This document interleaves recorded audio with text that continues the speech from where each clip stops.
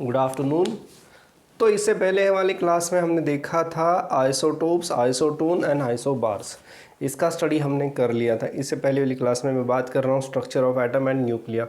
Structure of atom over हो गया है। स्ट्रक्चर ऑफ एटम में हमने बहुत सारे साइंटिस्ट की कुछ थियरीज पढ़ी थी रिगार्डिंग स्ट्रक्चर ऑफ एटम, जैसे आपका J Thomson, then Rutherford, then Bohr, और उससे भी पहले ये आपका डेमेट्रिकस वगैरह वगैरह, ये नाम हमने सुने थे। अब हम बात कर रहे हैं structure of nucleus. Structure of nucleus में भी हमने आइसोटोप्स, आइसोटोन, आइसोबार्स ये पार्ट कर लिया है। अब हम बात कर रहे हैं आगे, दैट इज़ जो नेक्स्ट हेडिंग है वो है unit for measuring the masses of atoms and सब एटॉमिक पार्टिकल्स। तो यहाँ पे मास ऑफ सब एटॉमिक पार्टिकल्स, जैसे आपको पता है कि mass of electron is 1 point, नहीं सॉरी ये गलत हो गया, mass of electron is 9.1 into 10⁻⁻31। Mass of proton is 1.67, कुछ तो नंबर थोड़ा करेक्टली लिखना पड़ेगा, 1.6726 इंटू 10⁻⁻27, ये kg रहेगा, ये भी kg रहेगा। मास of neutron is 1.6749 into 10⁻⁻27 kg। तो हम ये देख सकते हैं कि मास ऑफ इलेक्ट्रॉन जो है as compare to mass of proton and neutron बहुत ही कम है, निग्लिजिबल है, ऐसा भी हम बोल सकते हैं। दूसरा है मास of proton and mass of neutron almost same है, बट थोड़ा और मैंने नंबर्स इसलिए थोड़े ज़्यादा लिखे, यहाँ पे नहीं लिखे, बस 1 डेसिमल तक ही लिखा, बट यहाँ पे मैंने 4 डेसिमल प्लेसेस तक लिखा है। कारण ये है कि हम डिफरेंस जान सके कि दोनों में थोड़ा बहुत डिफरेंस है। तो मास ऑफ न्यूट्रॉन थोड़ा ज़्यादा है as compare to mass of proton. तीनों के तीनों केजीज में लिए हैं, बट ये जो केजी, ये जो यूनिट है, यहाँ से ये पता चल जाता है कि KG unit is a very huge unit for measurement of mass of this सब एटॉमिक पार्टिकल्स। तो उसके लिए क्या किया गया, उन्होंने एक नया यूनिट ढूंढ लिया, और वो नया यूनिट जो है वो 1 यूनिफाइड एटॉमिक मास, ऐसा उसे बोलते हैं, यूनिफाइड एटॉमिक मास, यानी सिंबल है उसका U। सो 1 U यानी 1 यूनिफाइड मास यूनिट, इसका जो मतलब है it is 1/12 of C12 atom, 1/12 of carbon 12, carbon जिसका एटॉमिक नंबर 12 है, क्योंकि कार्बन के भी कुछ आइसोटोप्स है। तो कार्बन, कौन सा कार्बन, जिसका एटॉमिक नंबर 12 है, उस कार्बन एटम का 1/12 इज़ टेकन एज 1 यूनिफाइड मास। और उसकी जो वैल्यू आ रही है केजीज में, तो वो केजी में जो वैल्यू आ रही है that is around 1.6605 into 10⁻⁻27 kg। अब अगर मैं ये वैल्यू देखता हूँ, ये वैल्यू देखता हूँ, या ये वैल्यू देखता हूँ, तो मुझे ऐसा पता चलता है कि ये तीनों लगभग सेम है। थोड़ा सा डिफरेंस है वहाँ पे, बट ये तीनों जो है वो लगभग सेम है। तो 1 यूनिफाइड, तो मास ऑफ प्रोटॉन या मास ऑफ न्यूट्रॉन ये 1 यूनिफाइड है, ऐसा बोलना गलत नहीं रहेगा, अप्रॉक्सीमेटली, ठीक है। बट अगर करेक्टली बात करें तो करेक्टली क्या वैल्यूज़ रहेगी यूनिफाइड मास में, किसकी, प्रोटॉन, न्यूट्रॉन और इलेक्ट्रॉन की, तो वो वैल्यूज़ आपको दिखाई देगी पेज नंबर 131 पे। तो पेज नंबर 131 पे जो वैल्यूज़ यहाँ पे दी गई है that is 0.00055 unified electron, proton का मास है 1.007 यूनिफाइड, और न्यूट्रॉन का मास है 1.0086665 यूनिफाइड। ये वैल्यूज़ आपके टेक्स्ट बुक में पेज नंबर 331 पे दी है।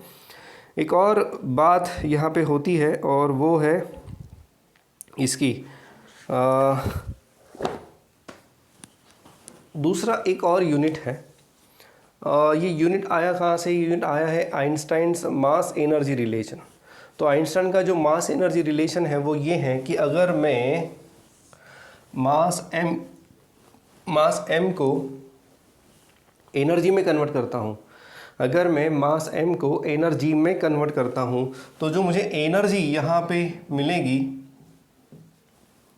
वो मिलेगी E is equal to mc square, where m is that particular mass जो हम एनर्जी में कन्वर्ट कर रहे हैं, एंड c इज द, पता है आपको, it is the velocity of light in vacuum. So E is equal to mc square. तो ये भी एक यूनिट है। तो यूनिट जो मेंशन किया है आप देख सकते हैं उसी पेज नंबर पे है। Now it is generally expressed in, ये जो एनर्जी हम यहाँ पे यूनिट रखा है उस एनर्जी का यूनिट रखा है इलेक्ट्रॉन वोल्ट। सो m क्या हो जाएगा, E बाय सी स्क्वायर। m क्या हो जाएगा, E बाय सी स्क्वायर। और E का जो यूनिट है वो है electron volt per c square. तो ये मास का यूनिट यहाँ पे उन्होंने एक और नया बता दिया है। तो उन्होंने वन यूनिफाइड, यानी अगर इतना मास है तो उसको अगर हम एनर्जी में कन्वर्ट करते हैं, इतने मास को अगर हम एनर्जी में कन्वर्ट करते हैं तो कितनी एनर्जी मिलेगी। So that is around, one unified mass से जो एनर्जी मिलेगी दैट इज़ 931.5 इलेक्ट्रॉन वोल्ट। तो यानी ये जो यूनिट है it is equivalent to, one unified is equivalent to 931.5 electron volt per c square. यानी क्या, फिर से बता रहा हूँ, ये जो इतना मास है इसको अगर हम एनर्जी में कन्वर्ट करते हैं तो हमें इतनी एनर्जी मिलेगी, कितनी, 931.5 इलेक्ट्रॉन वोल्ट। तो मास मुझे मेजर करना है तो मास का मैंने ये यूनिट बता दिया कि ये रहेगा electron volt per c square. तो ये 931.5 electron volt per c square. और शायद कुछ वैल्यूज़ दी होंगी वहाँ पे, यस वहाँ पे कुछ वैल्यूज़ मिल रही है आपको। मास ऑफ इलेक्ट्रॉन मुझे वहाँ पे दिखाई दे रहा था 0.511 मेगा इलेक्ट्रॉन, सॉरी ये यहाँ पे ना एक बात रहेगी, ये मेगा इलेक्ट्रॉन वोल्ट है यहाँ पे, this is measured in mega electron volt. सब जगह शायद मेगा इलेक्ट्रॉन वोल्ट ही है, ये यहाँ पे नहीं है, ये यहाँ पे है, क्योंकि वन यूनिफाइड मास को अगर आप एनर्जी में कन्वर्ट करते हो तो आपको जो एनर्जी मिलेगी दैट इज़ 931.5 मेगा यानी 10⁶ electron volt per c square. तो बाकी भी मासेस की उन्होंने कन्वर्जन बताया है। तो इलेक्ट्रॉन का जो है 0.511 मेगा इलेक्ट्रॉन वोल्ट, प्रोटॉन का है 938.28 mega electron volt, and neutron का जो है वो है 939.57 mega electron volt per c square. ये कुछ चीज़ें जो है ये आपको पता होनी चाहिए। और कुछ है बताने लायक इसमें, ठीक है,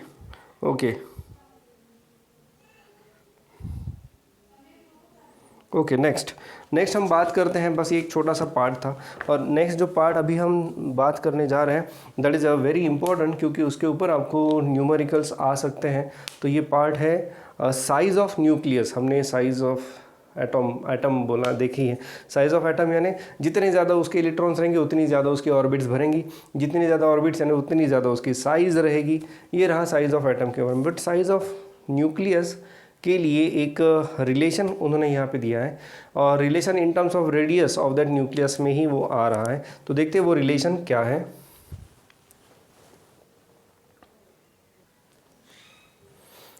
तो साइज ऑफ न्यूक्लिया यानी we are expressing size of nuclei in terms of radius of that nucleus.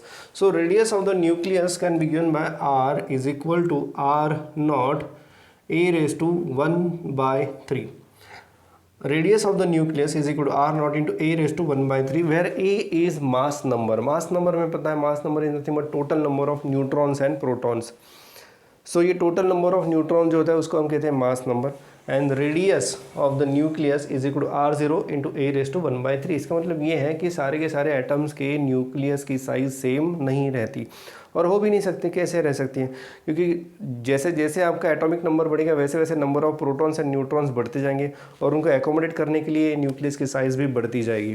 तो और ये उसका रिलेशन है r is equal to r0 into a⁻⁴, where a is the mass number of that element.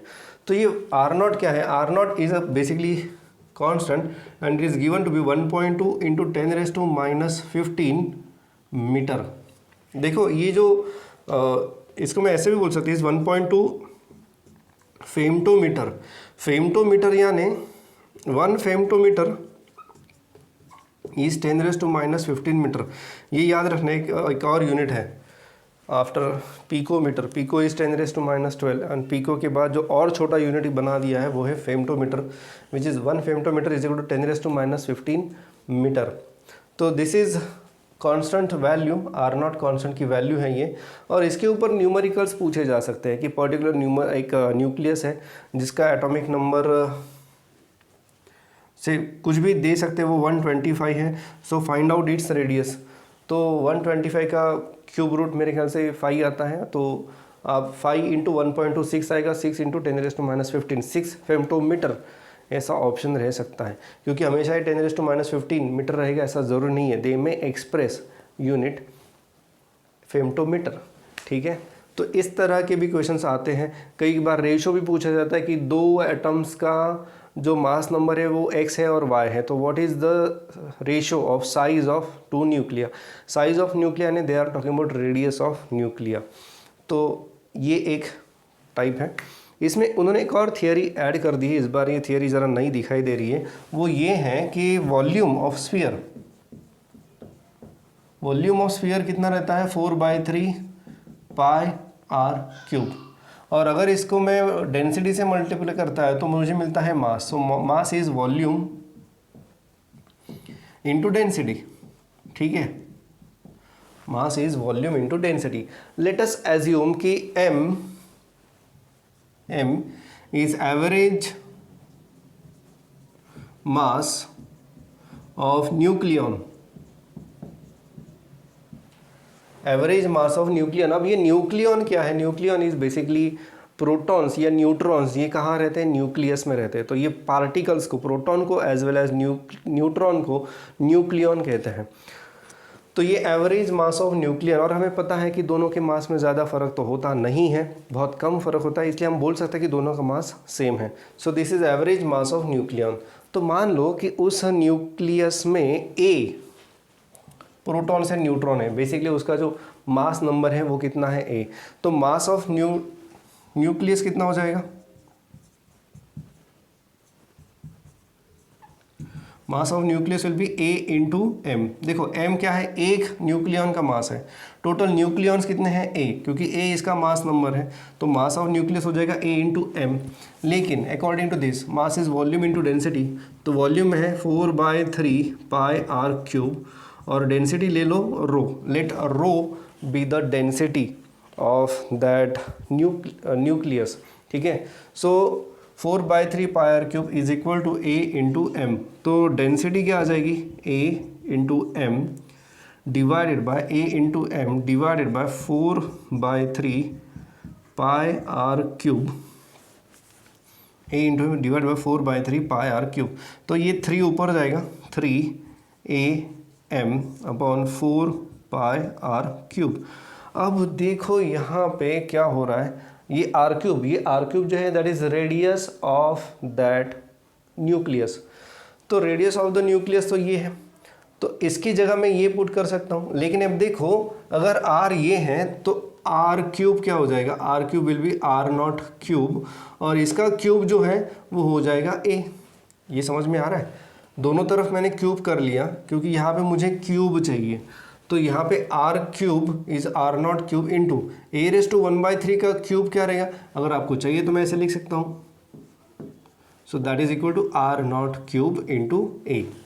तो density is equal to 3AM divided by 4 pi r naught cube into A।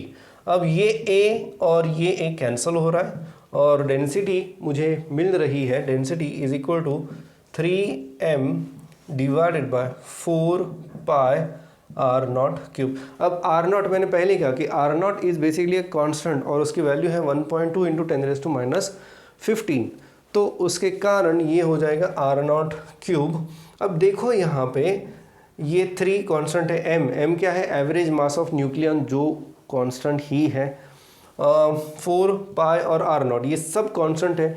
यहाँ से ये पता चल जाता है कि density of nucleus is constant. Density of nucleus जो है वो कांस्टेंट है। तो क्वेश्चन कैसे आ सकता है आपको कि show that density of a nucleus is constant, तो आपको ये सब लिखना पड़ेगा। और इसकी इंट्रोडक्शन आपको देनी पड़ेगी, क्योंकि आर नॉट ये एक कॉन्स्टेंट है, आपको ये यहाँ से शुरुआत करनी पड़ेगी। That means size of the nucleus और radius of the nucleus can be given by R is equal to are naught A raise to 1/3 वगैरह वगैरह। तो यहाँ से आपकी शुरुआत होगी। हाँ, ये नहीं लिखा, बस ये मेंशन करो अगर चाहिए तो, बाकी ये नहीं लिखा, तो ये आपके लिए मैंने लिखा है, बाकी ये सब आपको पूरा लिखना पड़ेगा। क्वेश्चन कैसे आ सकता है, show that density of a nucleus is constant for any element. कोई भी एलिमेंट ले लो, किसी भी एलिमेंट के न्यूक्लियस की जो डेंसिटी है वो आपको सेम मिलेगी। तो ये था एक क्वेश्चन, ये एक टॉपिक यहाँ पे इंट्रोड्यूस किया है। पहले जो इसका कंटेंट था बस यहाँ तक ही था, बस ये दो चीज़ें थी। अब आपके नए सिलेबस में ये ऐड हो गया, बट ज़्यादा मुश्किल नहीं है ये बहुत ईजी है। नेक्स्ट आगे बढ़ते हैं। यहाँ पे अगर हम देखेंगे तो उन्होंने ये डेंसिटी जो है वैल्यूज पुट कर लिए, क्योंकि हमें मास ऑफ न्यूक्लियन ये पता है कि अरे आप मास ऑफ प्रोटॉन या मास ऑफ न्यूट्रॉन दोनों को ऐड करके 2 से डिवाइड कर लो तो आपको m मिल जाएगा। फिर से एक बता रहा हूँ, m कैसे निकाला हमने, मास of neutron mass of proton दोनों को ऐड करो, 2 से डिवाइड करो, आपको मिलेगा एवरेज मास ऑफ न्यूक्लियन। तो वो हमें पता है, पाई की वैल्यू हमें पता है, आर नॉट की वैल्यू हमें पता है। ये सारी वैल्यूज़ अगर आप यहाँ ऐड करते हो, पुट करते हो, तो आपको जो डेंसिटी मिलेगी दैट इज 2.3 इंटू 10⁻17 kg पर मीटर क्यूब। इतनी भयंकर डेंसिटी है, यानी आप यहाँ पे ये जस्ट सोच सकते हो कि इसकी जो डेंसिटी है वो किसी भी मेटल से भी बहुत ज़्यादा है। सो यानी न्यूक्लियस के अंदर के जो पार्टिकल्स है वो कितने डेंसली प्लेस्ड हैं, ये भी आप समझ सकते हो कि वहाँ पे बहुत ज़्यादा पार्टिकल्स, कैसे बोलूँ इसको, यानी उनको बहुत ट्रिमेंडस एनर्जी से एक साथ पकड़े हुए हैं। अब वो एनर्जी के बारे में हम बात करने वाले हैं, that is nothing but binding energy, उसके भी ऊपर हम डिस्कशन करने वाले हैं। सो आई होप ये समझ में आ गया होगा आपको कि न्यूक्लियस की जो डेंसिटी रहती है वो बहुत ही ज़्यादा रहती है। ठीक है, अब ये पार्ट हो गया है। नेक्स्ट पार्ट है आपका न्यूक्लियर फोर्सेस। उससे पहले एक एग्जांपल दिया है, सॉल्ड एग्जांपल, बहुत ही सिंपल है, ज़रा पढ़ लो इसे। कोई डाउट है इस एग्जांपल के लिए तो आप पूछ सकते हो। ओके, तो बात करते हैं रिगार्डिंग न्यूक्लियर फोर्सेस के बारे में।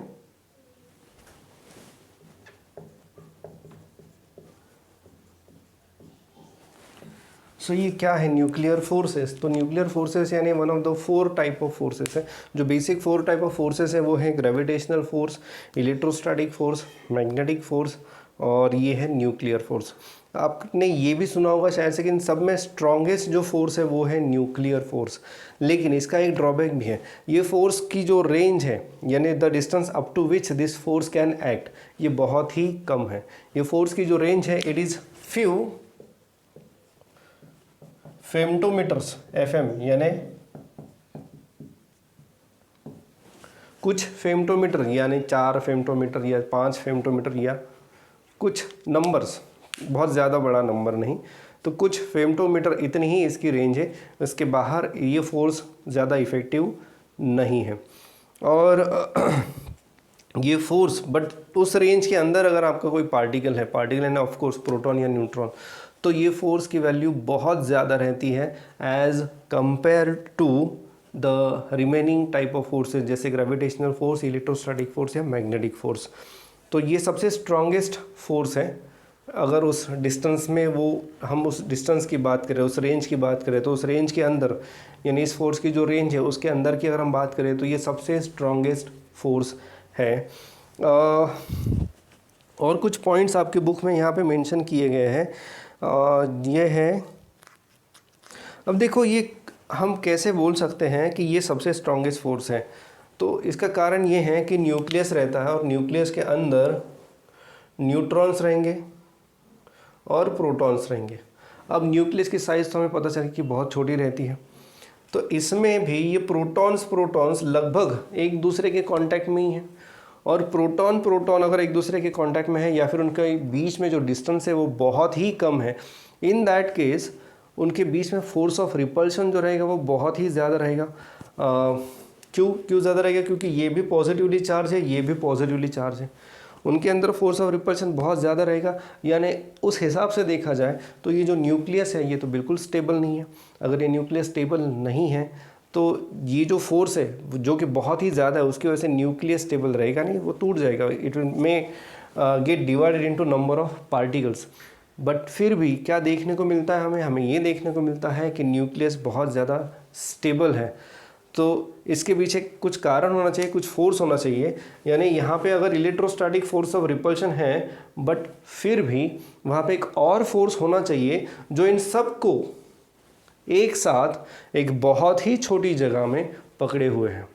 समझ में आ रहा है बात कि एक यहाँ पे भले ही इलेक्ट्रोस्टैटिक फोर्स ऑफ रिपल्शन है और वो बहुत ज़्यादा भी है, बट फिर भी उससे भी ज़्यादा वहाँ पे एक फोर्स है जो इन सब पार्टिकल्स को, ठीक है, न्यूक्लियर पार्टिकल्स को एक साथ एक जगह में पकड़े हुए हैं। तो ये जो फोर्स है obviously it must be greater than electrostatic force of attraction and hence nuclear force is the strongest force in all types। ये डिस्कशन यहाँ पे किया गया है और कुछ पॉइंट्स यहाँ पे उन्होंने डिस्कस किए हैं। उन्होंने ये बताया है कि it is the strongest force in all, और इसकी जो वैल्यू है इट इज़ 50 to 60 टाइम्स, 50 से 60 गुना ज़्यादा किससे, इलेक्ट्रोस्टैटिक फोर्स ऑफ अट्रैक्शन होना ही चाहिए, जो अभी मैंने डिस्कशन किया है। दूसरा पॉइंट यहाँ पे ये बताया है, ये जो फोर्सेस होते हैं बेसिकली ऑलरेडी डिस्कस कर चुके हैं बट ये पॉइंट उन्होंने यहाँ पे रिवाइज किए हैं। तो ये जो ग्रेविटेशनल फोर्स होता है, इलेक्ट्रोस्टैटिक फोर्स होता है, इनकी रेंज बहुत ज़्यादा है। जैसे ग्रेविटेशनल फोर्स हम देख सकते हैं कि सन एंड अर्थ, उनके बीच में भी बहुत ज़्यादा फोर्स ऑफ अट्रैक्शन है और उसी की वजह से earth is revolving around the sun, तो ये डिस्टेंस बहुत ज़्यादा है। बट अनलाइकली न्यूक्लियर फोर्स जो है उसकी रेंज बहुत कम है, इट इज़ फ्यू फेम्टोमीटर्स। तो ये एक पॉइंट है। और nuclear force is independent of charge on nucleus, ये सबसे इंपॉर्टेंट पॉइंट है। Nuclear force is independent of charge of nucleus, यानी न्यूक्लियर फोर्स जो रहेगा वो प्रोटॉन और प्रोटॉन में रहेगा, ये फोर्स ऑफ अट्रैक्शन रहेगा, ये बात याद रखना, क्योंकि फोर्स ऑफ अट्रैक्शन जो है वही तो इस फोर्स ऑफ रिपल्शन को ओवरकम कर रहा है। सो प्रोटॉन और प्रोटॉन के बीच में भी ये फोर्स ऑफ न्यूट्रॉन रहेगा, फोर्स ऑफ न्यूक्लियर फोर्स रहेगा। प्रोटॉन और न्यूट्रॉन के बीच में भी ये फोर्स रहेगा एंड न्यूट्रॉन के बीच में भी ये फोर्स रहेगा। तो ये जो न्यूक्लियर फोर्स है it is not only for protons, it is in between proton neutron. That means the nuclear force is independent of charge on particle. ये रहना बहुत ज़रूरी है, अदरवाइज ये न्यूक्लियस जो है वो स्टेबल नहीं रहेगा। ये थर्ड पॉइंट यहाँ पे उन्होंने डिस्कस किया है। तो that's it about nuclear forces. एक बात याद रखना, ये 3 पॉइंट्स आप बस याद रखो कि discuss in brief regarding nuclear force. अगर ऐसा कोई क्वेश्चन आता है तो हम ये 3 पॉइंट्स यहाँ पे लिख सकते हैं। चलिए नेक्स्ट बात करते हैं न्यूक्लियर बाइंडिंग एनर्जी की।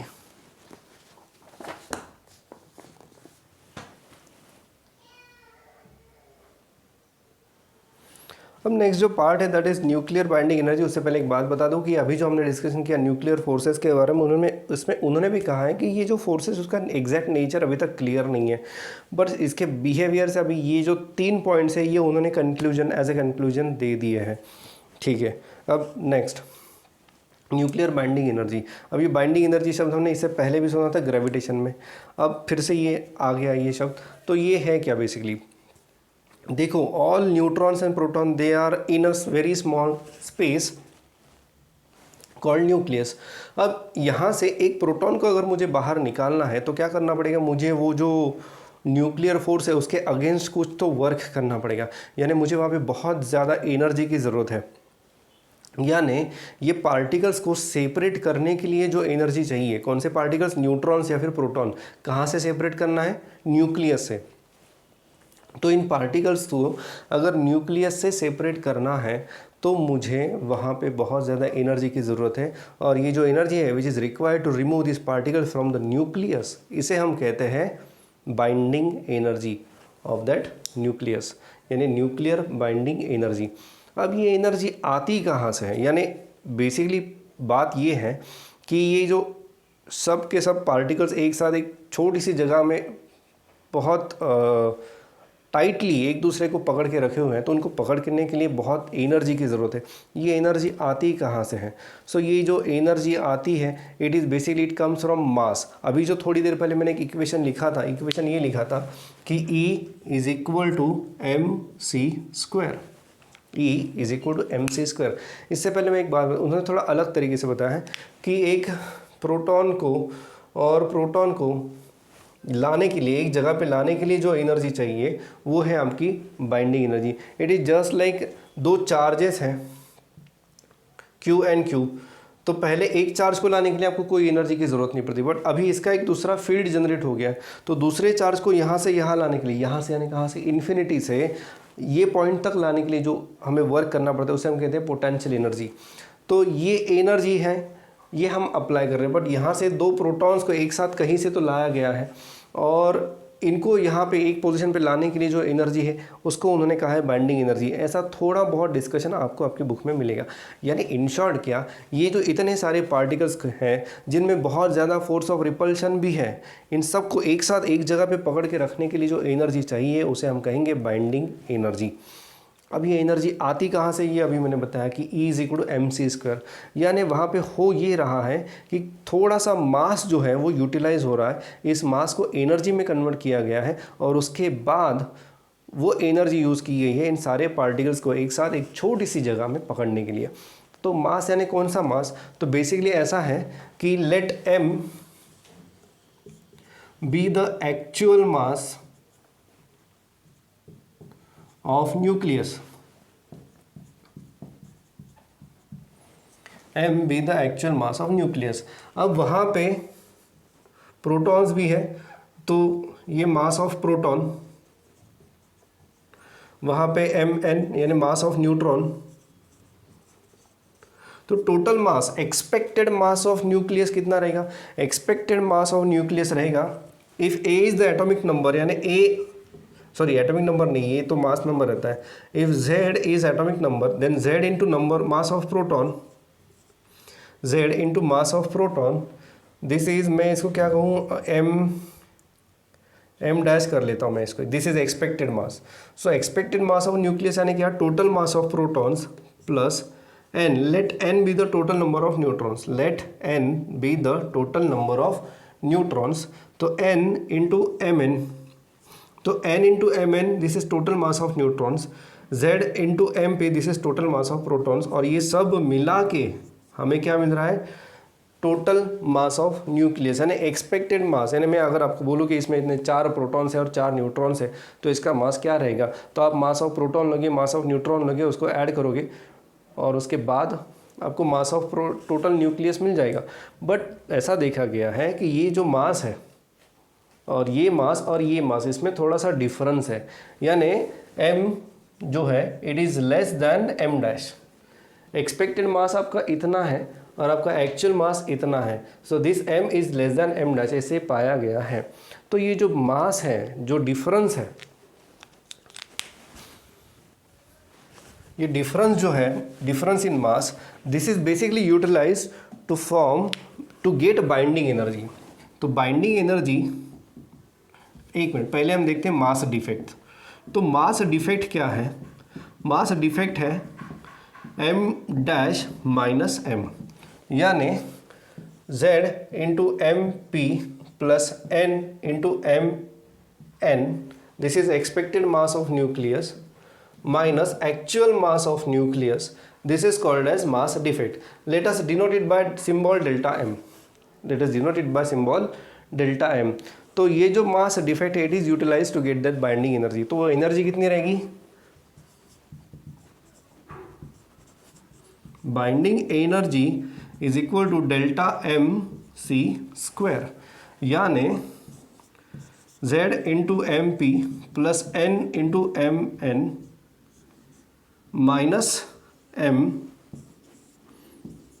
Into c², this is your binding energy. तो ये रिलेशन जो आया है, ये आया है आपके आइंस्टाइन्स रिलेशन से। आइंस्टाइन ने ये रिलेशन बताया था कि mass is if mass is converted into energy then the energy which we are getting is mc²। तो यहाँ पे ये बाइंडिंग एनर्जी का ये रिलेशन हमें यहाँ पे मिल जाता है। तो ये था मास डिफेक्ट एंड बाइंडिंग एनर्जी का रिलेशन। थोड़ा सा डिस्कशन हमने यहाँ पे कर लिया है। एक और चीज़ है यहाँ पे, उन्होंने एक पता नहीं क्यों की है, उन्होंने क्या किया है, दोनों साइड में यहाँ पे दोनों साइड में मास ऑफ इलेक्ट्रॉन को ऐड कर दिया और फिर वो अपने आप कैंसिल भी हो गया, तो उसको ऐड करने की कोई ज़रूरत थी नहीं, वहाँ पे उन्होंने कर लिया है। मास ऑफ इलेक्ट्रॉन अगर आप वहाँ पे ऐड कर रहे हो तो आपको टोटल मास ऑफ एटम मिल रहा है, बट उसकी ज़रूरत नहीं है क्योंकि एटम का न्यूक्लियस का हम यहाँ पर डिस्कशन कर रहे हैं। तो क्यों किया उन्होंने ऐड, कोई पॉइंट नहीं है उसको ऐड करके फिर उसको वापस से कैंसिल करने के लिए। सो उस पॉइंट को आप निगलेक्ट कर सकते हो। तो आई होप आपको mass defect and binding energy ये पार्ट समझ में आ गया होगा। तो this is the binding energy, this is the energy, total energy to gather all neutrons and protons together in the nucleus. ये टोटल एनर्जी की हम बात कर रहे हैं। और इसके बाद आगे का जो डिस्कशन है that leads to radioactivity. तो रेडियो एक्टिविटी क्या है ये हम अगली क्लास में डिस्कस करेंगे। तब तक के लिए आप इसको पढ़ो, इसमें कहीं पर भी कोई डाउट है तो आप पूछ सकते हो। सो अभी के लिए बस इतना ही।